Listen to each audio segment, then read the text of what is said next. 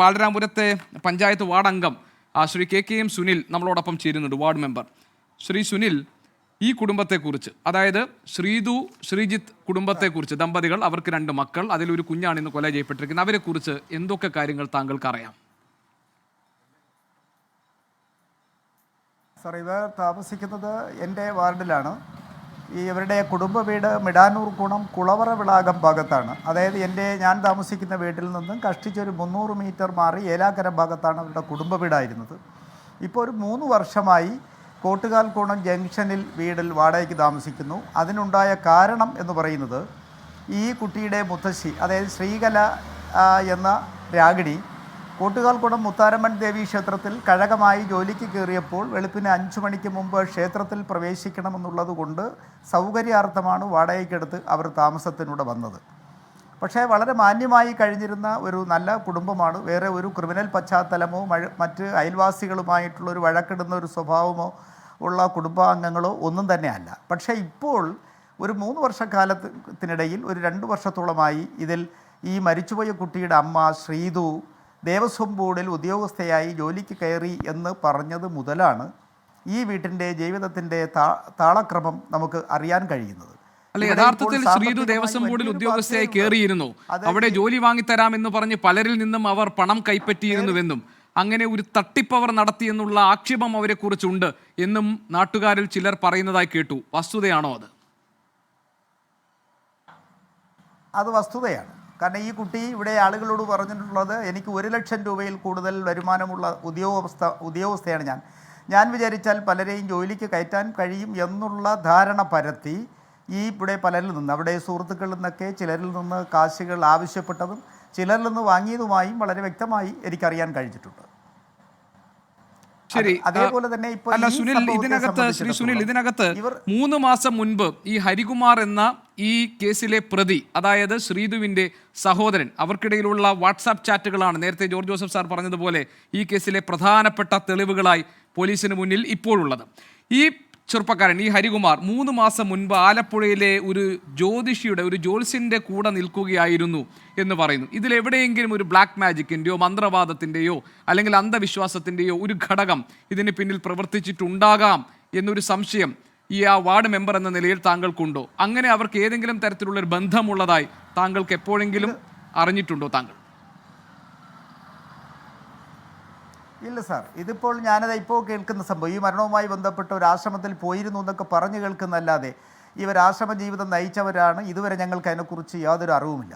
സാമ്പത്തികമായ വിഷയം ഉണ്ടായപ്പോഴേക്കും ചില കടക്കാരിൽ നിന്ന് രക്ഷപ്പെടാൻ ഇവർ ഒരു 3 ആഴ്ചയോളം ഇവിടെ നിന്ന് മാറി അജ്ഞാതമായി താമസിക്കാൻ പോയി. അത് ആശ്രമത്തിലേക്കാണോ എവിടെയാണെന്ന് ഞങ്ങൾക്കറിയില്ല. അത് കഴിഞ്ഞ് വീണ്ടും അവരൊരു രാത്രിയിൽ ഈ വാടക വീട്ടിൽ വരികയും ചെയ്തിട്ടുള്ളതാണ്.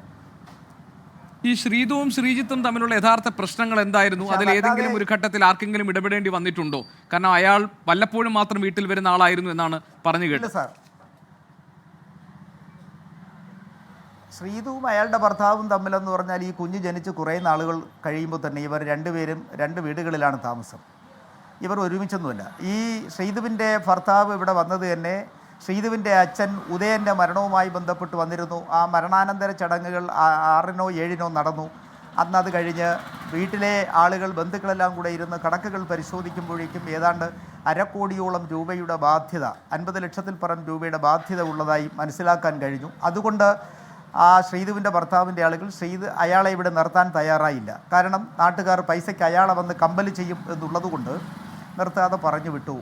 അങ്ങനെയാണ് ഇറങ്ങിയത്. അതിനുശേഷം അയാൾ വരുന്നത് ഇന്ന് 16 അടിയന്തരം നടക്കേണ്ട വീടാണ്. ഇന്നലെ അയാൾ വന്നതാണ്. അല്ലാതെ ഈ നാടുമായി അയാൾക്കൊരു ബന്ധമില്ല, നാട്ടുകാർക്കും അയാളുമായി യാതൊരു ബന്ധവും തന്നെ ഉള്ളതല്ല.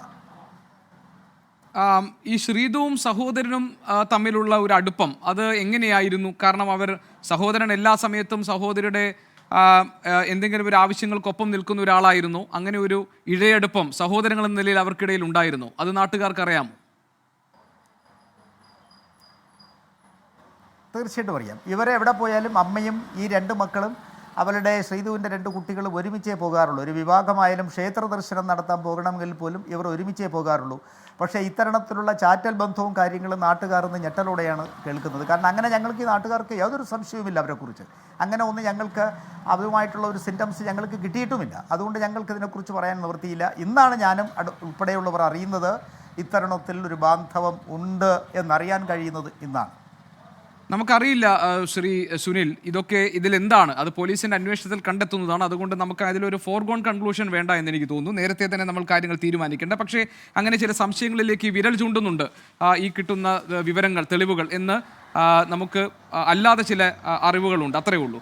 പക്ഷേ ഞാൻ ചോദിക്കുന്നത്, ഇവർ ഒന്നിച്ചാണ് എല്ലായിടത്തും യാത്ര ചെയ്തിരുന്നത് എന്ന് താങ്കൾ പറഞ്ഞു. എന്ന് വെച്ചാൽ ആ ഒരു കുടുംബം എന്ന നിലയിൽ അമ്മയും 2 മക്കൾ, അവരുടെ മക്കളെല്ലാം ഒരുമിച്ച് അവിടെ സുഖമായി കഴിയുകയായിരുന്നു എന്നാണ്. അപ്പോൾ ഏതെങ്കിലും ഒരു ഘട്ടത്തിൽ ഈ ശ്രീജിത്തും ഈ അളിയൻ, അതായത് ഭാര്യയുടെ സഹോദരൻ ഹരികുമാറുമായി പ്രശ്നങ്ങൾ ഉണ്ടായിരുന്നു? ഇല്ല, അങ്ങനെ ഒരു വിഷയം ഞങ്ങൾക്ക് നാട്ടുകാർക്ക് ഇന്നുവരെ കിട്ടിയിട്ടില്ല. ഇവിടെ അങ്ങനെ ഒരു വഴക്കോ അങ്ങനെ ഒരു ബഹളമോ ഉണ്ടായതായിട്ട് ഇന്നേ വരെ ഞങ്ങൾക്കാർക്കും അറിയത്തില്ല. അങ്ങനെ ഒരു വിഷയം ഉണ്ടായിട്ടില്ല. പക്ഷേ ഇവിടെ ഞങ്ങളിപ്പോഴും അടിവരയിട്ട് സംശയിക്കുന്നത് ഈ ഹരികുമാർ എന്ന് ദൗത്യം നടത്തിയെന്ന് പറയുന്ന ആളിന് ഒറ്റയ്ക്ക് ഇത് ചെയ്യാൻ കഴിയത്തില്ല. അത് അടിവരെ വിശ്വസിക്കുന്നു. കാരണം ഇയാൾ ഇന്നേ വരെ ഒരു പ്രതിയാകാത്ത ആളാണ്. കുറച്ചുകൂടി വളരെ വിശദമായി പറഞ്ഞാൽ 10 രൂപ ചില്ലറ മാറ്റിയെടുത്താൽ എണ്ണിയെടുക്കാൻ വ്യക്തമായി അറിഞ്ഞുകൂടാത്ത ഒരാളാണ് ഈ ഹരികുമാർ എന്ന കഥാപാത്രം. അപ്പോൾ അദ്ദേഹത്തിന് ഇത്തരമൊരു പശ്ചാത്തലം എങ്ങനെ വന്നു? ഒറ്റയ്ക്ക് എന്തായാലും ചെയ്യാൻ കഴിയത്തില്ല. ഈ നാട്ടുകാരായ ഞങ്ങൾ മുഴുവനും സംശയിക്കുന്നത് ഇതിനകത്ത് നല്ല ബുദ്ധിയും സാമർഥ്യവുമുള്ള ആരുടെയോ കരങ്ങളുണ്ട്. അത് ഞങ്ങൾ സംശയിക്കുന്നത് ശ്രീധുവിനെയാണ്. കാരണം ശ്രീധു ഇത്തരണത്തിൽ ഇവിടെ പൊറോട്ട് നാടകങ്ങൾ ഒരുപാട് കളിച്ചിട്ടുണ്ട്. സാമ്പത്തികമായ വിഷയത്തിൽ പൈസ കളഞ്ഞു പോയി എന്ന് പറഞ്ഞു ബാലരാമപുരം പോലീസ് സ്റ്റേഷനിൽ പരാതി കൊടുക്കുന്നു, പരാതി പിൻവലിക്കുന്നു. അതുപോലെ ഈ പൈസ കടം വാങ്ങുന്നതിലേക്ക് വേണ്ടി ഈ കുഞ്ഞിനെ ഒരു 2 മാസം മുമ്പ് അമ്മ ഭക്ഷണം കൊടുത്തുകൊണ്ടിരിക്കുമ്പോൾ, രാഗിണി എന്ന ശ്രീകല ഭക്ഷണം കൊടുത്തുകൊണ്ടിരിക്കുമ്പോൾ ഈ കുട്ടി ഗേറ്റ് തുറന്നു കിടന്നു. അതുകൊണ്ട് കുട്ടി റോഡിലേക്ക് ചാടി വന്നു. ഇറക്കത്ത് പാഞ്ഞു വന്നൊരു വാഹനം ഇടിച്ച് കുഞ്ഞ് തെറിച്ചു വീഴുന്നു. അങ്ങനെ കുഞ്ഞ് തെറിച്ചു വീഴുന്നത് കണ്ട് സഹികെട്ട് മുത്തശ്ശി രാഗിണി കിണറ്റിൽ ചാടി ആത്മഹത്യയ്ക്ക് ശ്രമിക്കുന്നു. നാട്ടുകാരെല്ലാം കൂടെ ചേർന്ന് മെഡിക്കൽ കോളേജിൽ കൊണ്ടുപോയി. അത്യാഹിത വിവാദത്തിലാണ്. അതുകൊണ്ട് സാമ്പത്തികമായി സഹായിക്കണമെന്ന് ഒരു ബന്ധുവിനോട് ആവശ്യപ്പെട്ട് പൈസ കടം പറിച്ചിട്ടുണ്ട്. ഈ പറഞ്ഞ സംഭവങ്ങളൊന്നും ഇവിടെ ഉണ്ടായിട്ടില്ല.